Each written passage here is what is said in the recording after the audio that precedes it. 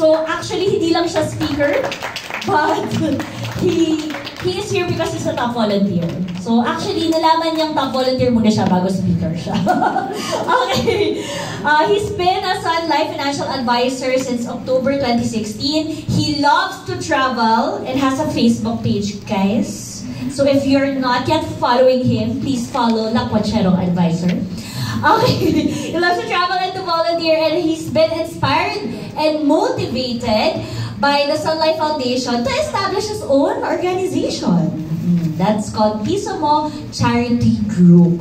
That also has a Facebook page. Ayan. So in his segment, he will share with us his deep passion for supporting Native communities, including reaching out to remote areas and last mile communities, like Sitio Mabaldog in Gabaldon, Nueva Ecija.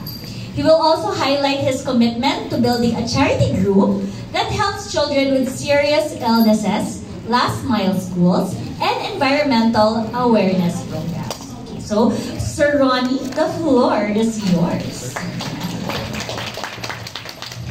Wait lang. Bilang artista nga ang speakers natin today, meron talagang pala. Okay, Sir Ronnie. Hello, good afternoon everyone. Once again, good afternoon to Philippine Leadership Team, Sun Life Foundations, fellow volunteers and advisors.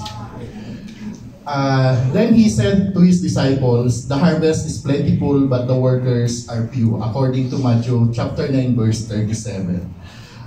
Kapag nasa coastal cleanup tayo, madalas nating naririnig, kahit araw-arawin natin ito, hindi mauubos ang basura. Hindi mauubos ang mga dumi na sa atin rin naman nagsimula. Ang daming gagawin, ang daming pupulutin at lilinisin. Pero ako at alam ko lahat tayo, we are proud. We are just part of you who respond sa calling ng pag-volunteer.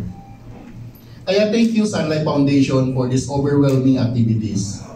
Isa lamang ito, yung coastal cleanup sa napakarami activities natin tulad ng Brigada Eskwela, tree planting, blood donation, at marami pang iba. Each of you should use whatever gift you have received to serve others as faithful stewards of God's grace in its various forms, according to 1 Peter chapter 4, verse 10. Bukod sa araw-araw na paghahanap natin ng mga clients as advisor, presentation, closing, after-sales service, our precious gifts or talents na binigay ni Lord is to share our time and blessings sa maraming tao na lubos na nangangailangan. Kaya nga naririto tayo, called to volunteer. Masaya ba mag-volunteer? Yes! Yes, sobrang saya. Ako, lagi ko nga sinasabi, kay Steph, kay Ma'am Raisa, ano yung susunod na activity? Kailan yung susunod na gagawin natin pag-volunteer? So, yun yung isa sa pinakamasarap na part, being a volunteer. Simula nung nag-volunteer ako, ang sarap sa pakiramdam. Sabi ko nga, after one activity, what's next agad? I was so motivated and enlightened to do my very own charitable activity. Sitio Mabaldog ay isa po sa adopted community ko na matatagpuan po siya sa bundok ng Sierra Madre. So kapag nilakad po siya from Barangay Ligaya sa kung saan nakakasakop ng Sitio Mabaldog, it's 3 hours po paakyat sa pusod ng Sierra Madre sa Gabaldon, Nueva Ecija.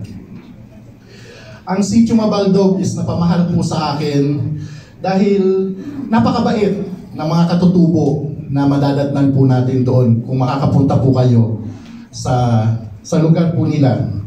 Ito yung pinakaunang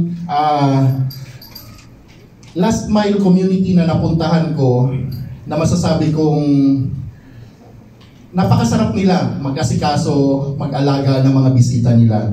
At saka napakadisiplinado ng mga katutubo dito. Siyempre, kung iisipin natin, hindi naman sa kulang sila sa pinag-aralan na meron tayo. Kulang sila sa mga knowledge, attitude na kumbaga kung ikukumpara natin ng mga nasa ibaba, talagang we are blessed.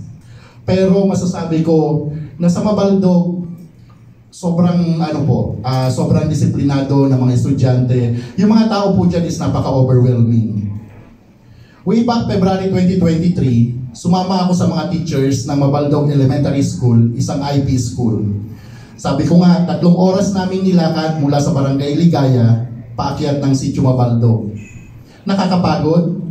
Sa akin, hindi.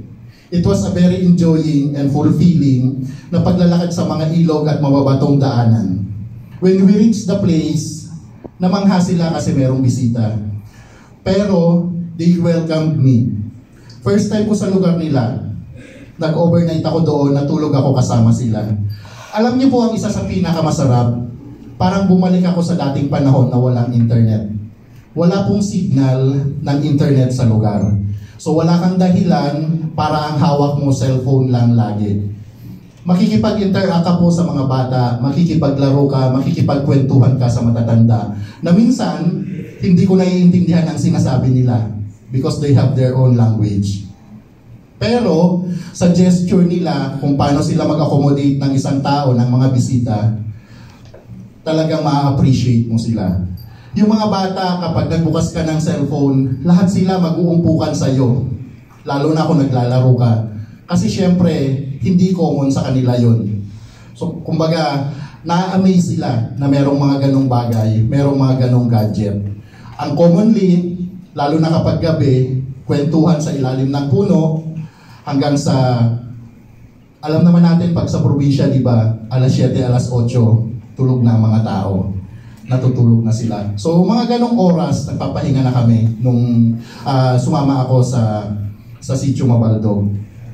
Nung unang punta ko, yun yung unang punta ko. Nasundan siya ng pangalawa, pangatlo. Guess what? Kung how many times na akong nakapunta sa kanila? 10 times. Sobra. 8 times. Yes, 8 times na po akong nagpabalik-balik sa Mabaldog dahil nga nasa puso ko sila. Talagang gusto ko silang kasama, pinupuntahan ko sila. So dito, papakita ko lang sa inyo yung mga naging activities ko sa kanila, yung mga content pictures na meron ako as remembrance galing sa kanila. Ito po, yung pangalawang punta ko sa kanila, dahil nakita ko sa community na kulang sila sa coconut, kulang sila sa mga puno, gumawa po ako ng paraan para makalikom ako ng 100 young coconut trees. Dinala ko po yan sa kanila para po itanim nila. Then, ito yung feeding program. Actually, this was my first birthday na sa kanila ko sinelebrate. So, yan lang yung nasave kong picture eh. Tapos, ito naman po, nagkaloob tayo ng cash gift sa mga graduates. Sobrang tuwa nila kasi first time na nakatanggap sila ng pera pag-graduate nila. So, yan yung ginawa natin last July. Tapos, ito naman po, yung first time na nag-request ako sa Sunlight Foundation ng school bags na naibigay natin, and through Piso Mo Charity Group, yung charity organization natin, nalagyan natin sila ng school supplies. Then, eto naman, I think nakaraan lang to, yung first, outreach program na Piso Mo Charity Group at saka Cheerful Giver. So, nakapagdala tayo ng mga school supplies din at saka bigas sa kanila. Bakit po may bigas? Makwento ko lang, sa Sitio Mabaldog po, ang estudyante hindi papasok kapag walang pagkain sa tanghali. Kapag walang libreng pagkain sa eskwelahan. Bakit po? Mas priority nila yung kalam ng sikmura nila kung wala rin lang naman silang aabutang pagkain sa eskwelahan. So, nagbabudget po talaga ang school ng pagkain every lunch para pumasok yung mga estudyante. And ito yung pinaka-last po natin na binigay ng Sunlight Foundation. Hindi namin siya naiakyat sa school kasi that time sunod-sunod yung ulan, may bagyo. Hindi po safe umakyat doon sa lugar. Kaya i-turn over namin siya sa barangay with the school heads po. Yan po yung naibigay natin. Thank you, Sunlight Foundation. And may share ko lang ng konti. Ito po yung charity group na naitayo ko, na itaguyod namin because of Sunlight Foundation na talagang inspired ako tumulong sa mga tao, tumulong sa mga lalo-lalo na sa mga bata at mga last mile community. Ang program po ng charity group is to support kids with serious illness, especially in the remote area. Hinahanap po talaga namin, bine-verify namin yung mga bata bago namin sila bigyan rin ng tulong para masiguro namin na yung tutulungan natin is yung talagang lubos na nangangailangan. Reach out and extend help to those last mile community and schools. Quarterly simultaneous outreach program. So bakit po siya simultaneous? Kasi sabay po namin ginagawa yan sa Luzon at saka sa Mindanao.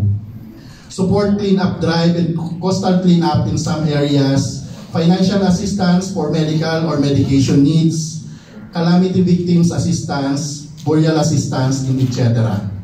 So, before I end po, may papakita ko sa inyong video. Ito po yung current drive namin dito sa Piso Mo Charity Group. Talagang kumakatok kami sa mga puso through social media para makatulong sa Piso Mo Charity Group. Ang Piso Mo, tulong kay Riley with 30 Let's support Piso Mo. Support Piso Mo. Support Piso Mo. Support Piso Mo Dugtong Buhay Ko Fund Drive. Thank you. Yan po.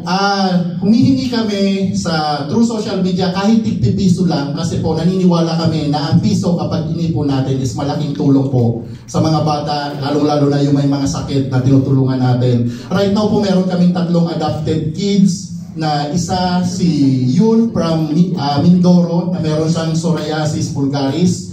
Si Baby 30, taga-Albay, meron siyang brittle bone disease. At the same time, si Baby Riley, meron rin siyang brittle bone disease at saka naka-oxygen siya lifetime. Kaya po, sinusuportahan natin yung mga batang may mga ganong karamdaman. Before I end, i-share ko lang po sa inyo, we give not because we have, but because we are called to give hope. Give hope, love, and life. We are blessed to bless others. Thank you.